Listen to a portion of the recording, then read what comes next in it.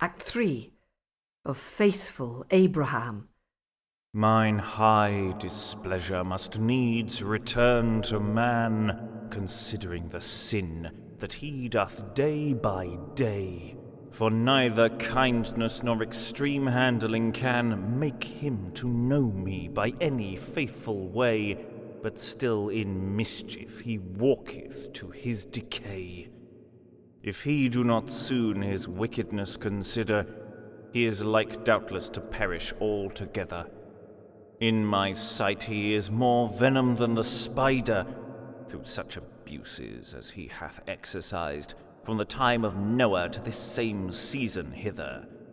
An uncomely act, without shame Ham commised, when he of his father the secret parts revealed. In like case Nimrod against me wrought abusion, as he raised up the castle of confusion. Ninus hath also, and all by the devil's illusion, through image-making upraised idolatry me to dishonour. And now in the conclusion, the vile sodomites live so unnaturally that their sin vengeance asketh continually. For my covenant's sake I will not drown with water, yet shall I visit their sins with other matter. Yet, merciful Lord, thy graciousness remember to Adam and Noah, both in thy word and promise, and lose not the souls of men in so great number, but save thine own work of thy most discreet goodness.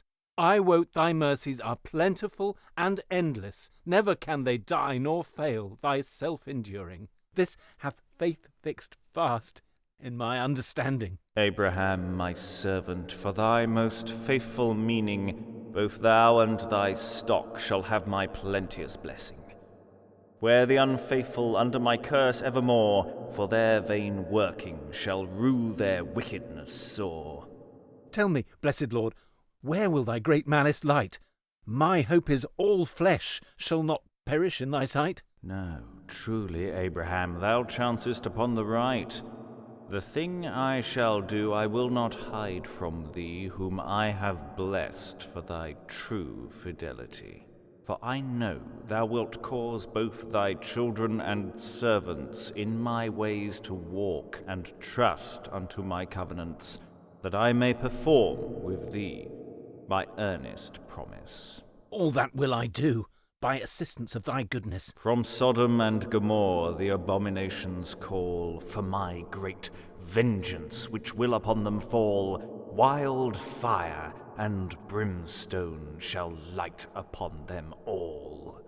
Pitiful Maker, though they have kindled thy fury, cast not away yet the just sort with the ungodly.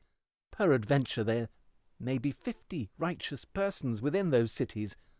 Wilt thou lose them all at once, and not spare the place for those 50 righteous' sake, be it far from thee such rigour to undertake? I hope there is not in thee so cruel hardness as to cast away the just men with the reckless, and so to destroy the good with the ungodly. In the Judge of all be never such a fury. At Sodom, if I may find just persons 50, the place will I spare, for their sakes verily. I take upon me to speak here in thy presence, more than becomes me, Lord. Pardon my negligence. I am but ashes, and were loath thee to offend. Say forth, good Abraham, for ill dost thou none intend. Haply there may be 5 less in the same number. For their sakes I hope thou wilt not the rest accumber. If I among them might find but 45, them would I not lose for that just company. What if the city may 40 righteous make? Then will I pardon it for those same 40's sake. Be not angry, Lord, though I speak undiscreetly. Utter thy whole mind, and spare me not hardily. Peradventure there may be 30 found among them? May I find 30, I will nothing do unto them. I take upon me too much, Lord, in thy sight. No, No, good Abraham, for I know thy faith is right. No less, I suppose, than 20? Can it have? Could I find 20, that city would I save. Once yet will I speak my mind, and then no more. Spare not to utter so much as thou hast in store. And what if there might be 10 good creatures found? The rest, for their sakes, might so be safe and sound, and not destroyed for their abomination. O merciful Maker, much is thy toleration and sufferance of sin. I see it now indeed. Vouchsafe yet of favour out of those cities to lead those that be faithful, though their flock be but small. Lot and his household I will deliver all for righteousness' sake, which is of me and not them. Great are thy graces in the generation of Shem. Well, Abraham, well, for thy true faithfulness, now will I give thee my covenant or third promise. Look thou believe it, as thou covetest righteousness.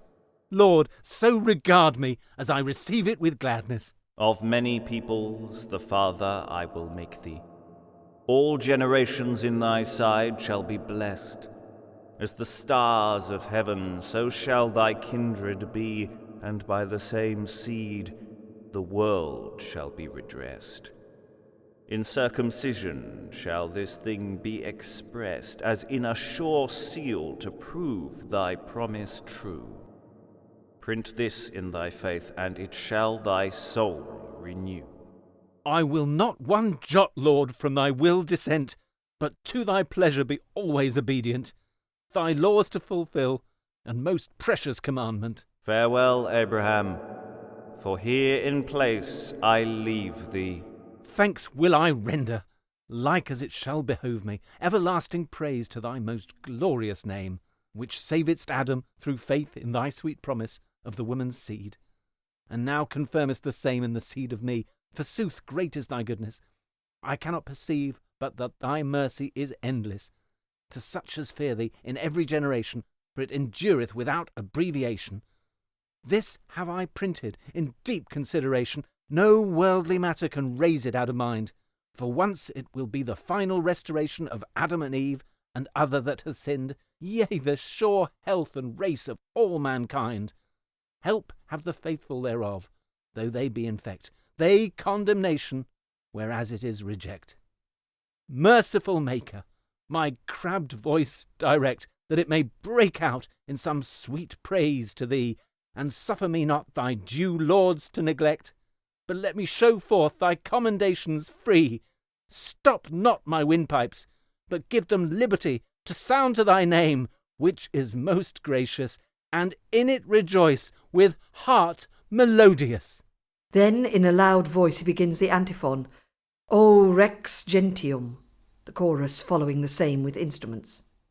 O most mighty governor of thy people, and in heart most desired, the hard rock and the true cornerstone, that of two maketh one, uniting the Jews with the Gentiles in one church, come now and relieve mankind, whom thou hast formed of the vile earth.